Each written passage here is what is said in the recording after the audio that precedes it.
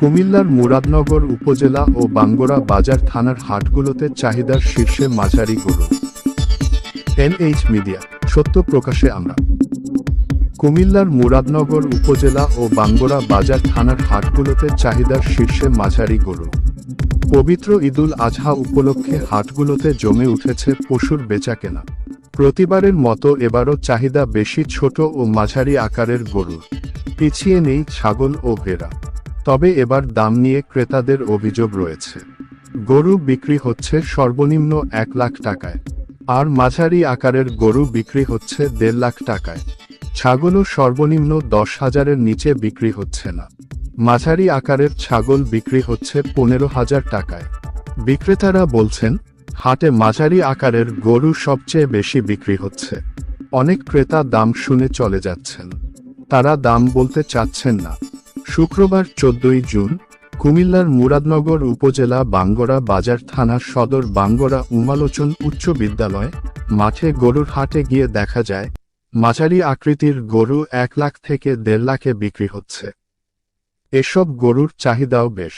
এছাড়াও অনেক ছোট গরুও হাটে এসেছে, সেগুলোও বিক্রি হচ্ছে 60 থেকে 80 হাজারের মধ্যে।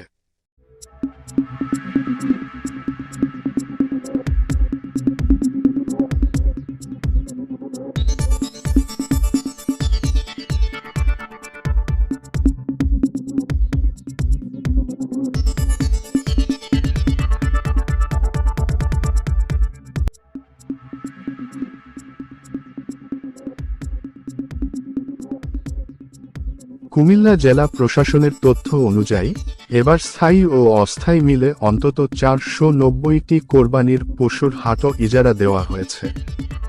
এর মধ্যে স্থায়ী পশুর হাটও 38টি, অস্থায়ী 394টি।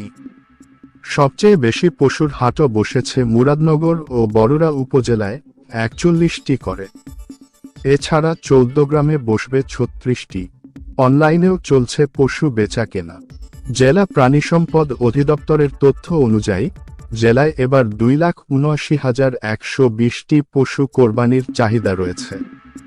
তার বিপরীতে এবার পশু রয়েছে 2,88,788টি।